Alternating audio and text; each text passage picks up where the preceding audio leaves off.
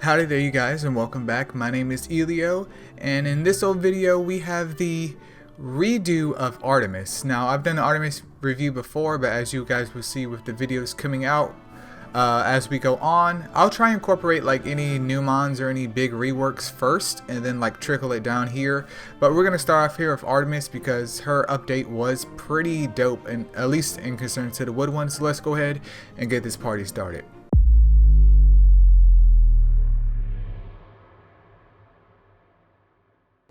Alright, so we're starting off here with Dark Artemis. She's the defender type. At level 60, she's coming in with 32k HP, 2.5k attack, and then 3.6k defense.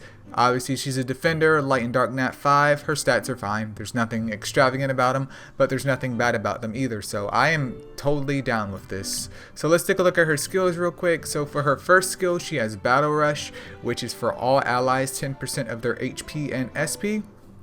And then for her 5-star skill, she has Resistance Down, which grants a 100% chance to reduce enemies' resistance for 2 turns. Now, you can tell already with her skill setup here that she mainly gravitates towards her Resistance Down, because while I'm not a big fan of Battle Rush, as I once was in the past, it is better than nothing, even though 10% isn't that much. But if she's combined with another unit that also has like a allies Battle Rush, then there's a higher probability of her getting that Resistance Down, aka her 5-star skill, off a lot quicker than normal. And let's take a look at the book damage real quick. So Battle Rush stays at 10%, which kind of sucks, even though I understand it's for all allies.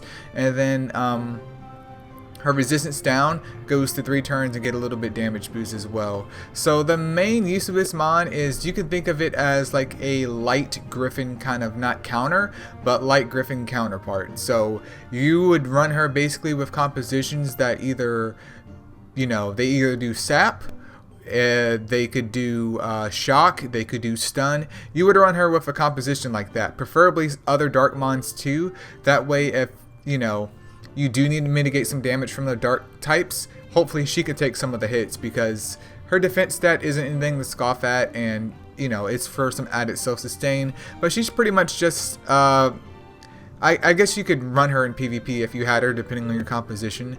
PvE, you could probably run her in like Tower of Chaos, depending on what your team composition is. Once again, I run a similar setup, but I just run like 2 light Yukis and a light Griffin. So just find a counterpart to that if you have a Dark Artemis, and congratulations, it's over. Moving on, next though, we have Light Artemis, who is an attacker type. She's coming in with 30k HP, 3.9k attack, and then 2.6k, nearly 2.7k defense. Once again, pretty solid stats. It's nice that in the recent, not super duper recent, not super duper recently, but recent enough that she had gotten a buff, because before she had double elemental edge, which was just bad news bears. But yeah, her attack stats perfectly fine. And let's take a look at them skills real quick. So once again, for her 3-star skill, she has Battle Rush for all allies, 10% of HP and SP. So once again, combine it with another unit that could preferably do Battle Rush, or maybe morale boost or something of that nature, just to maximize your SP gain. And then for her 5-star skill, she has Predator, which increases her damage dealt by 50%. I mean, I think there was a calculation done where Predator and Hunter to some degree are kind of similar. I could be wrong here, but even though she does have that 50% Predator, that is a hefty boost, especially considering that she's easy to build with that crit rate. So she should definitely be rocking some like max crit right now. Like, there's no excuse why she doesn't have max crit. While she isn't a dark type, so she doesn't get a super duper fat benefit from crit damage, that's still plenty of damage in my opinion, plenty. But her Battle Rush gets a 30% damage increase, while her Predator gets a 20% damage increase. Nothing crazy for a light or dark nat 5, but it's a solid choice. Like, if I pulled it, I honestly wouldn't be mad compared to some of the other light and dark nat 5s. But the update really did help those guys out. Moving on, next though, we have Wood Artemis, who went from like meme team to dream team, and she is an attacker type, coming in with 28k HP, nearly 3.6k attack, and then 2.5k defense. She is a nat 5, obtainable especially during the Heroes Festival, and her stats are perfectly fine. Nothing extravagant about it, but it's nice having a wood attacker with that type of attack stat. Now, the issue with her before, where she was basically part of the meme team, was that she had double HP Siphon, and HP Siphon, especially Wood Mons, were out of the meta since, like, I don't know, a year and a half into MSL, and we're approaching, like, what, 4 years or something like that? I know I've been playing for at least 3, but it's been a while since any Wood Mon has really stepped up to the plate.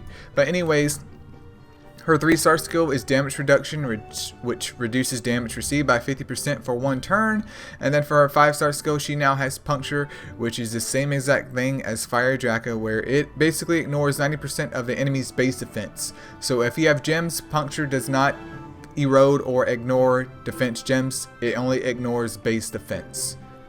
So do keep that in mind. But I think this is the first Nat 5 Woodmon, maybe the first Woodmon in general with puncture.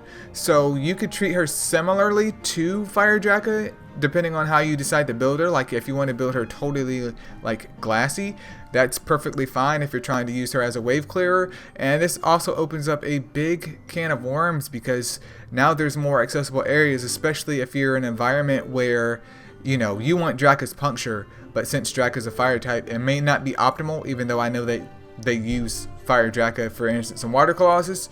You can now bring this bad girl in Water Colossus and get the same effect, but you also have the elemental advantage. So it does open things up here. From a PvP standpoint, I haven't seen too much of what's going on with her, just because puncture is just old news at the moment. We have immunity, we have plenty of crowd control skills and stuff like that, and I just auto PvP anyway, so even if she was there, unless I'm looking at the screen, I don't realize it at all. But she definitely got a big boost, and hopefully in the future I may or may not have one, because I fed him to my wet Artemis, but I do want to pick one up just to have, especially for like the Elemental Tower of Chaos, super duper easy clear, and then any content where Woodmons are required. Having another Puncture Mon is always a great idea, so kudos to you, baby girl. And we can see over here that her damage reduction, this gets 30% damage increase, and then puncture goes to 100% with a 20% damage increase as well. Interesting. Alright, and then next up we have Water Artemis, who is a balance type. This is the sap baby girl, who I think she got a slight boost, didn't she? No, I think they changed her stats a little bit just to add some more survivability to her, even though she survived just fine. Not complaining. Not complaining. But anyways, her HP is 32k at level 60. She's rocking 3k attack and 2.9k defense. You might as well just call it 3k at this point. Just make things even, man. Just do it even. And then skill wise, she is a double sapper. Both her 3 and 5-star skills, obviously her 5-star skill is an AoE, have an 80% chance to inflict 2 types of sap for 2 turns. This is my go-to sapper that I've been using in Golem's B11, because I recently got a fire purse after I've been feeding my purses to the other purses, aka like water purse and then my dark purse. So I haven't really had that many purses since the beginning, but I'm getting around to building the fire one eventually. But I do get plenty of Artemises, so this is why I've been building her. I do have one currently at Evo 3, and then one is, I think, one Artemis away from Evo 3 if I recall correctly. But great sapper. If you haven't seen the sapper tier list video, go check that out, because she is on top of the list. 100% top of the list. And obviously sappers have gotten a nice buff. So she's super duper usable in the golems and anywhere else where sap is applicable, depending on what you're doing. I haven't gotten super duper far in the Elemental Tower of Chaos. I think I'm on like floor 35 because I just didn't do it for a couple months. But it may or may not be super useful, so I can't confirm for sure. But instant golems mon, I run mine on HP attack, and they have no problems with surviving. And we can see with books over here that both saps get a 20% damage increase, and then her 3-star sap goes to 90% while her 5-star sap goes to 100%. Word. And then lastly here we have Fire Artemis, who is a tank type, coming in with 37k HP, 2.7k attack, and then 2.8k defense.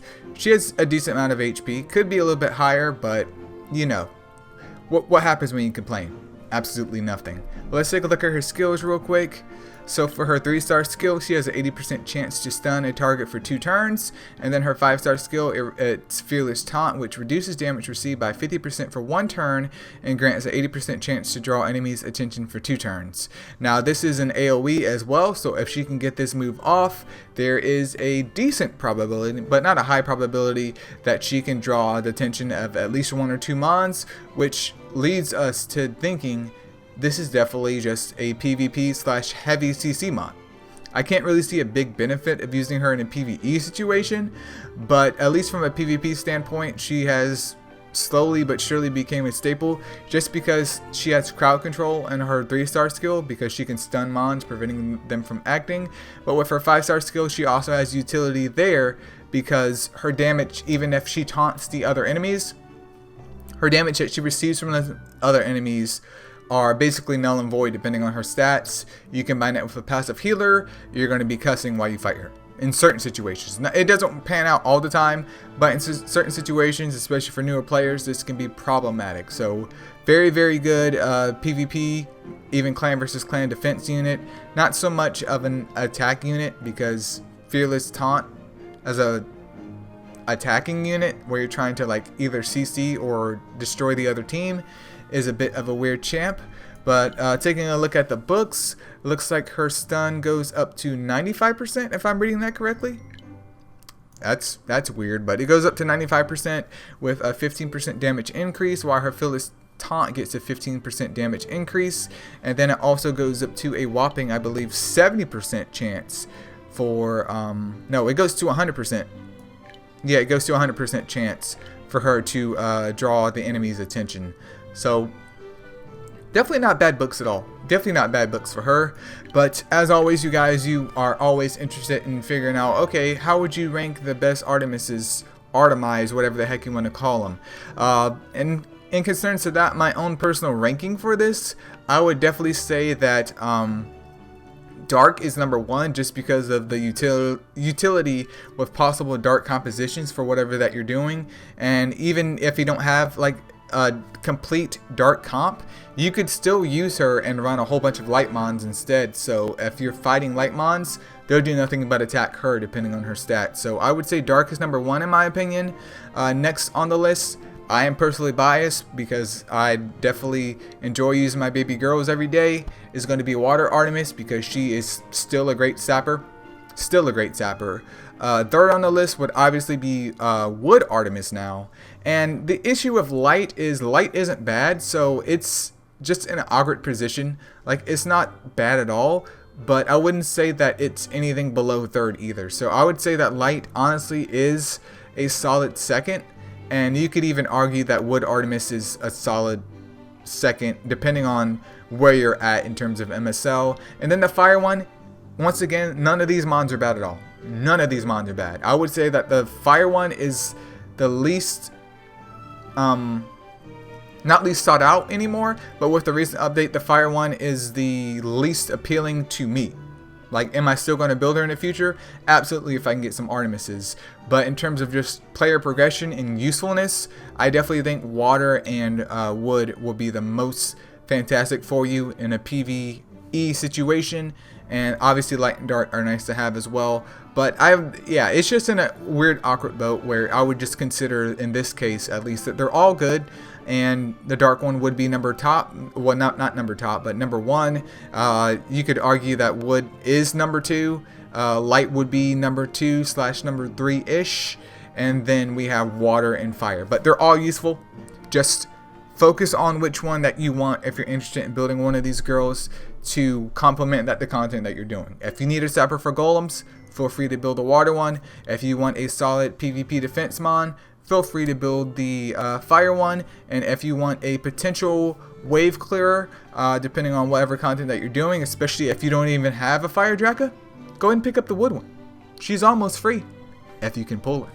But anyways, you guys, thank you so much for watching. I definitely hope the video helped. Feel free to leave a comment below so we can have some more interesting discussions. Make sure you hit the subscribe button, like the video if you haven't already, and I'll see you guys later.